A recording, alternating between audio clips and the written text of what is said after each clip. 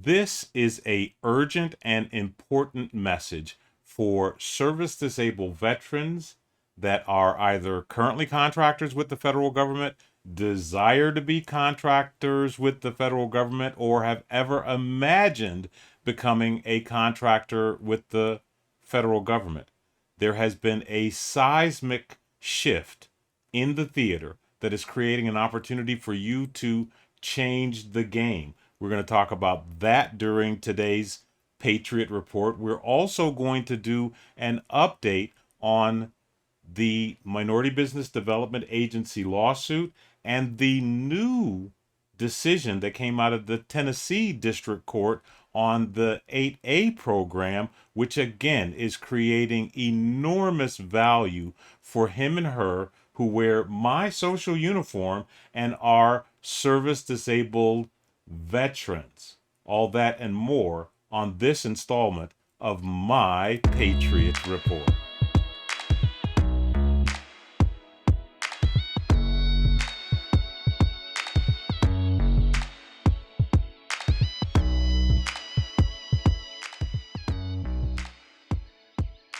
Good morning, good evening, good afternoon to my global audience. Walter Cotton back at you again with another installment of My Patriot Report.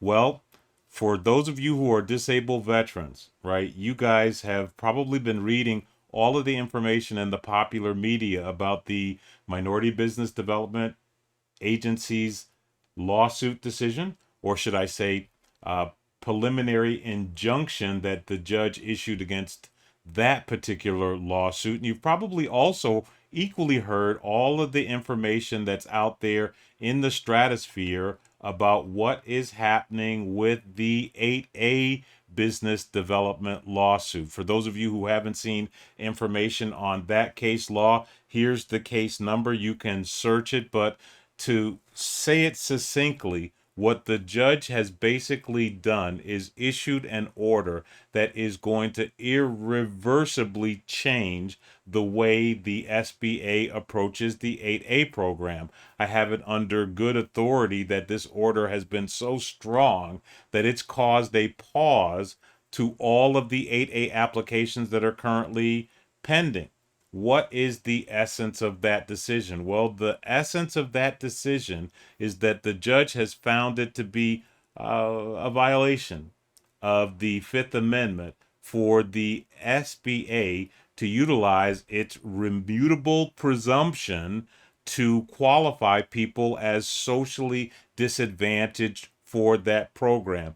Basically, what the judge determined was that the SBA did not have the authority to utilize a broad brush blanket approach toward qualifying entire groups as being small disadvantaged, or should I say socially disadvantaged. And if you look at the language in the qualification that the SBA uses for that program, you see that the remutable presumption is a part of the determination that the SBA has liberally been using to define all of these groups as socially disadvantaged.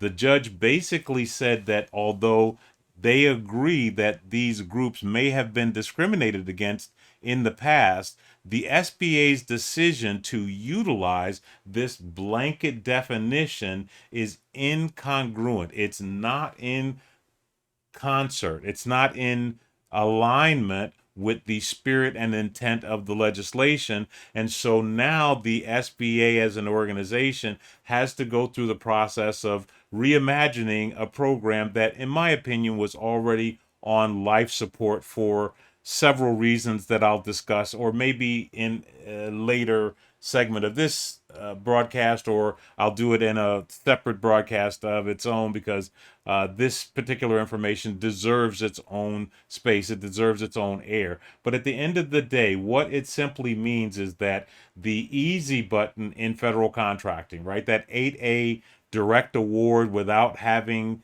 the need to advertise requirements, has been muted even further than the program's missteps have already muted it, have already retarded or reduced it. What I mean by that specifically is that the agencies that yesterday relied on that easy button in the 8A program today are looking at the program with more of a jaundiced eye.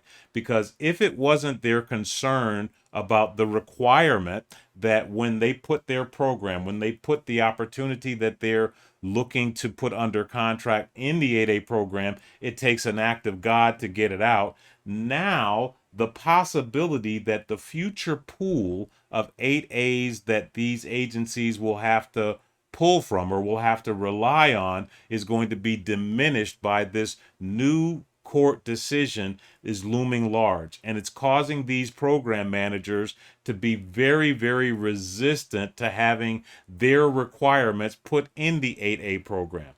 This is happening in a season where we still have the yeoman requirement to take 15% of the federal government's budget and spend it with small disadvantaged businesses, which you already know the lawsuit under the Minority Business Development Agency has made questionable, right? It's made questionable because people are now concerned that if they award their contract under the race-based contracting action, that their contract, their requirements going to be held up in protest.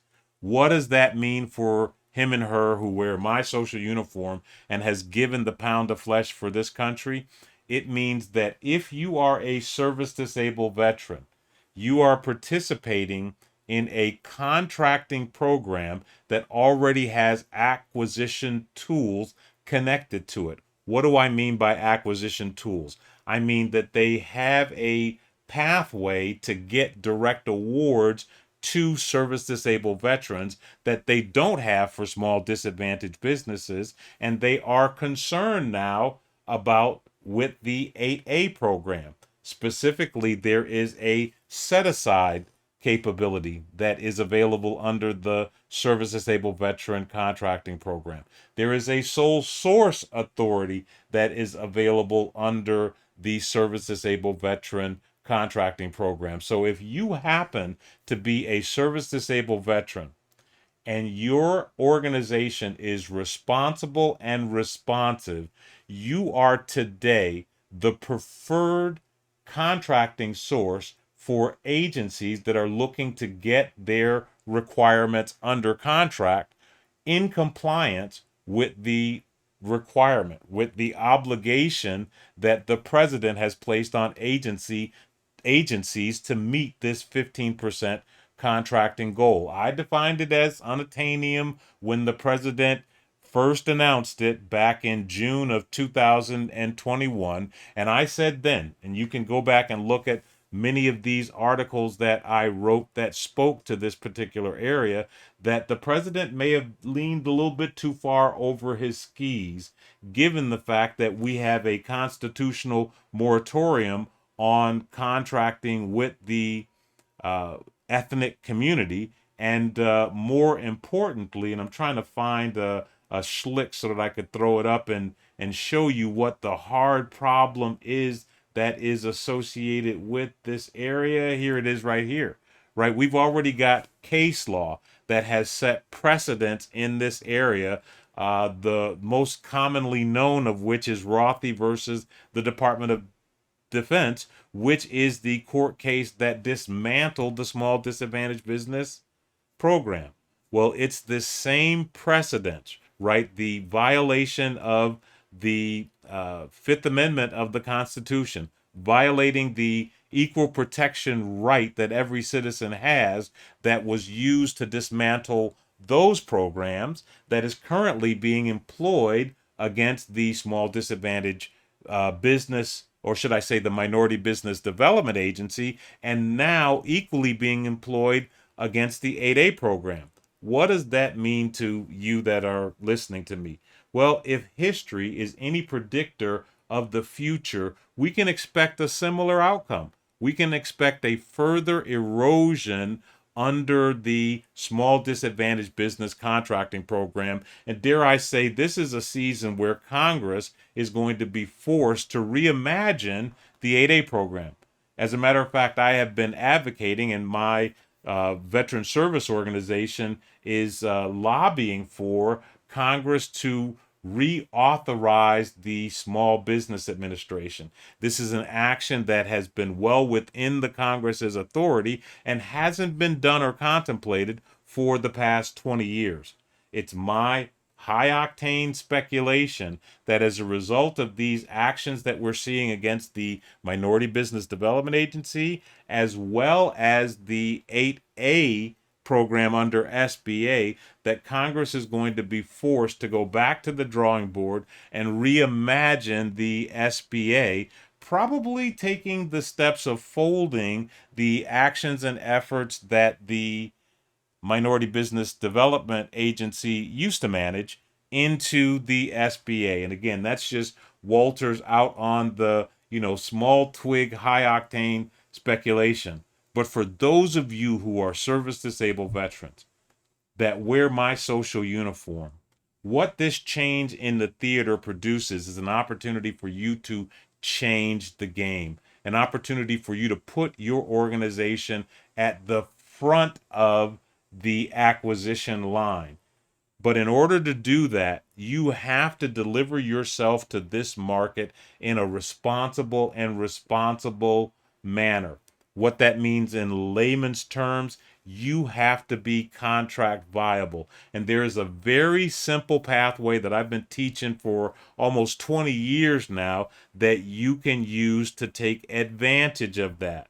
I'm currently doing lunch and learns, not like other people that are consistently coming to you with stuff that you could get from other places. I'm delivering lunch and learns that takes a disruptive capability that we've used to produce over $150 billion worth of wealth transfer or contract awards to service disabled veterans. And I am explaining or associating how you can utilize that capability in this change in the theater to change the game. Very simply put, well, let me give you a deeper dive into what I'm talking about in terms of these lunch and learns. Walter, take it away.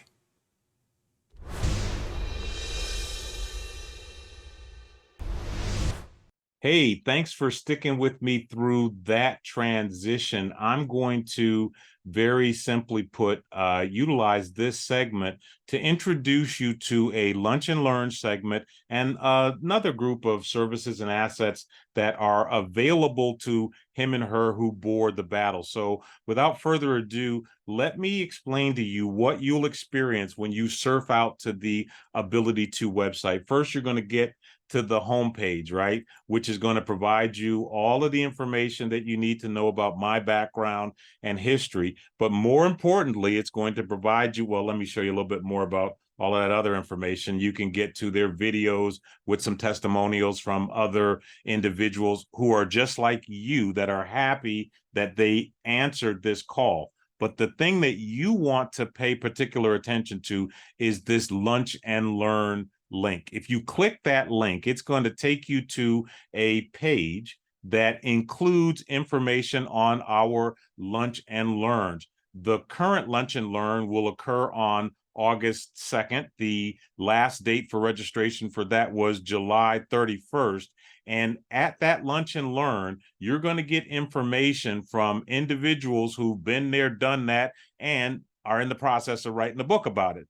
Specifically, myself and my co-partner, my co-host, Omar Muhammad, are going to be delivering information that you can use. And here's some additional information on some other classes that you can take advantage of. If you're interested in, you can peruse that information at your leisure. And at the end of the day, learn everything that you need to know about myself, everything that you need to know about our program, but you may have been afraid to ask. Again, the lunch and learns are free, right? The lunch and learns are absolutely free, and therefore it doesn't cost you anything to take advantage of those.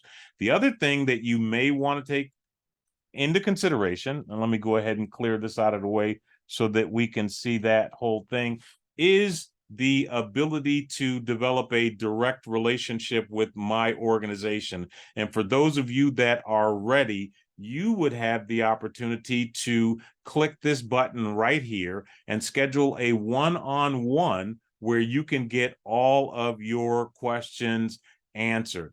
Many are called to participate in this program, but only few will be chosen because this is not open to the public, right? I'm not after your money. What I'm building is a tribe, a functional tribe of service-disabled veterans who will have the ability to take full advantage of this change in the theater, which has put the value, the balance of power in our corner. So very simply put, you can't be a member of this community of practice if you haven't been approved. So you'll want to go ahead and click this link and identify a date that's available on this schedule. And although there's a $300, $350 price tag associated with it, these sessions are all free. You can select the individual that you're going to want to have the one-on-one with. I'm hoping that you select me because I'd be the one that'd be giving you the information that you need for this particular exercise. And from there, right, you can make a fully informed decision as to whether or not you want to be next, right? Whether or not you really want to be that next multi-millionaire that takes advantage of this point in time contracting opportunity. And the importance of you acting now is the fact that everything that I'll be telling you, everything that I've delivered over the past almost 20 years of advocacy for veterans is predicated on the stable existing rule of law. And given what we're seeing in the Minority Business Development Agency case and what we're seeing now with the attack against the 8A program, there is no guarantee that the rule of law is going to remain in effect as it is today. So if you're a service-disabled veteran that wears my social uniform and you have a real interest in creating some generational wealth for yourself, I'm going to encourage you to surf out to the URL that you see on the screen, participate in one of our lunch and learns, or secure a one-on-one session so that you can get all of your questions answered. I'm going to throw it back to myself again. Back to you, Walter. Welcome to the Ability to movement. You have one of three options. You can subscribe, request an invitation, or log in if you're a returning member. All right, so I guess that would be considered a full boat. We've got the update to a group of, court cases that are irreversibly changing the landscape in federal contracting for small disadvantaged businesses. And you don't need to read the writing on the wall on this one to see it coming, right? All you got to do is look back at history, Rothy, right? Adran, look at all of that case law, and you can imagine yourself that in a very short period of time, there will be no small disadvantaged business contracting program. Good news for him and her who wears my social uniform and is a service-disabled veteran. Your value just went to the top of the pecking order.